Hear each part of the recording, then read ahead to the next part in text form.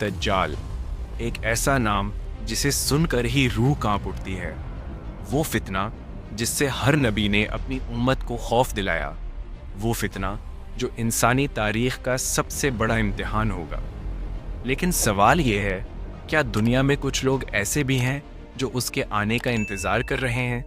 क्या ये जो जंगें हो रही हैं, ये जो खून बह रहा है, क्या ये सब सिर्फ इत्तेफाक है या किसी बड़ी तैयारी का हिस्सा?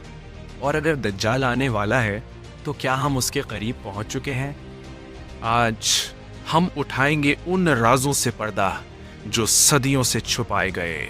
नबी अकरम सल्लल्लाहु अलैहि वसल्लम ने फरमाया कि क़यामत से पहले जितने भी फितने आएंगे उनमें सबसे बड़ा और सबसे ख़तरनाक फितना दज्जाल का होगा।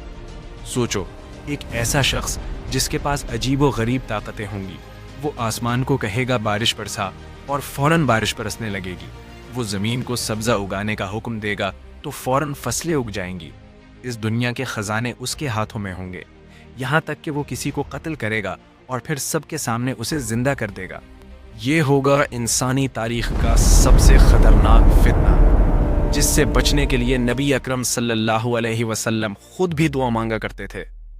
मगर सिर्फ एक ऐसी कौम है जो हज़ारों साल से दज्जाल के आने का इंतज़ार कर रही है, और वो है यहूदी। और वो ऐसा क्यों कर रहे?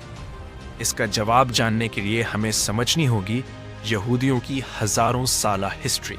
आज से तकरीबन 3000 साल पहले फ़लस्तीन पर हज़रत दाऊद अलैहिस्सलाम की बादशाहत थी, एक इंतहाई अजीमोशान सल्तनत जो फ़लस्तीन से लेकर दरियाए फ़रात तक फैली हुई थी, यानी आज के इराक, शाम, जॉर्डन, लेबनान, मिस्र, सऊदी अरब और फ़लस्तीन के बड़े हिस्सों पर मुश्तमिल थी, और इसका मरकज़ यरूशलेम था।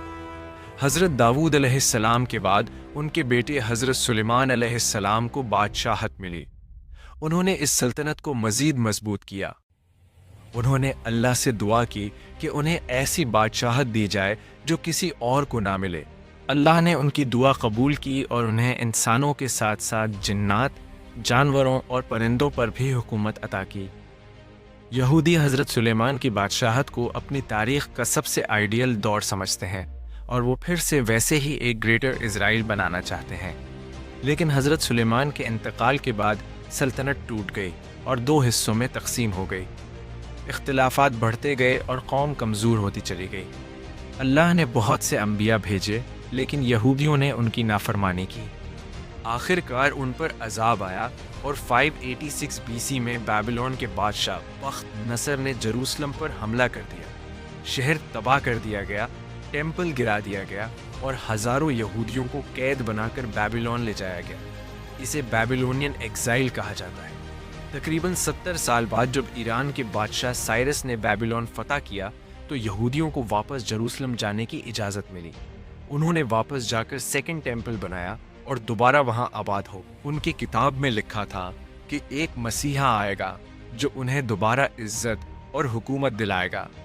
जब हज़रत ईसा अलैहिस्सलाम आए तो वो असल मसीहा थे, लेकिन यहूदियों ने उनका इनकार कर दिया, उन पर झूठे इल्ज़ाम लगाए और उन्हें सलीब पर चढ़ाने की साजिश की। लेकिन अल्लाह ने उन्हें ज़िंदा आसमान पर उठा लिया। इसके बाद फिर अजाब आया और 70 CE में रोमन जनरल टाइटस ने जेरूसलम को तबाह कर दिया और सेकंड टेम्पल भी गिरा दिया।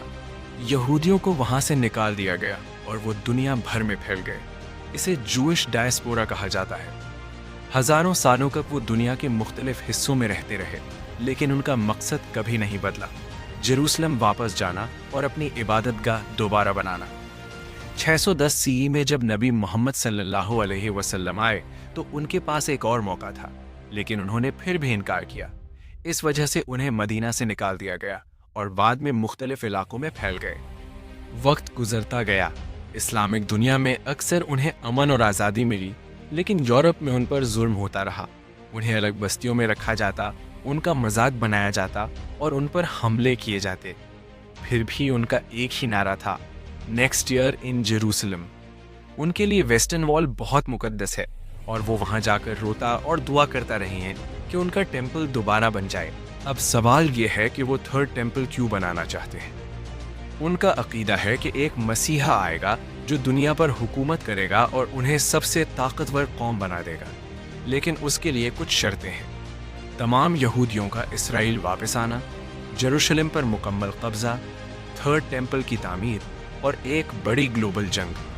مسلم عقیدے کے مطابق اصل مسیحا حضرت عیسیٰ علیہ السلام ہے۔ جو شخص مسیحا ہونے کا دعویٰ کرے گا وہ دجال ہوگا۔ حدیث کے مطابق دجال کے فالوورز میں اکثر یہودی ہوں گے۔ جب دجال دنیا پر اپنا اثر قائم کر لے گا تو حضرت عیسیٰ علیہ السلام نازل ہوں گے اور اسے قتل کریں گے۔ آج ان شرطوں میں سے کچھ پوری ہو چکی ہیں۔ اسرائیل بن چکا ہے اور جیروسلم پر قبضہ ہے، اس لیے وہ سمجھتے ہیں کہ مسیحا قریب ہے، لیکن مسلم عقیدے کے مطابق وہ دجال ہوگا۔ نبی اکرم صلی اللہ علیہ وسلم نے دجال کے بارے میں تفصیل سے بتایا۔ وہ ایک جوان ہوگا، ایک آنکھ سے کانا ہوگا اور اس کے پاس عجیب طاقتیں ہوں گی۔ وہ 40 دن تک دنیا میں رہے گا، جس میں پہلا دن 1 سال کے برابر ہوگا۔ اس کے پاس جنت اور جہنم جیسی چیزیں ہوں گی، لیکن اصل میں وہ دھوکہ ہوگا۔ وہ لوگوں کو اپنی طرف لانے کے لیے ہر طرح کا فتنہ پھیلائے گا۔ وہ پوری دنیا گھومے گا، لیکن مکہ اور مدینہ محفوظ رہیں گے۔ آخر میں حضرت عیسیٰ علیہ السلام نازل ہوں گے اور لط کے مقام پر دجال کو قتل کر دیں گے۔ آخری جنگ کا بھی ذکر ملتا ہے اور کہا جاتا ہے کہ آج بھی کچھ نشانیاں نظر آ رہی ہیں۔ امید ہے کہ آپ کو یہ بات سمجھ آئی ہوگی۔ اللہ نگہبان۔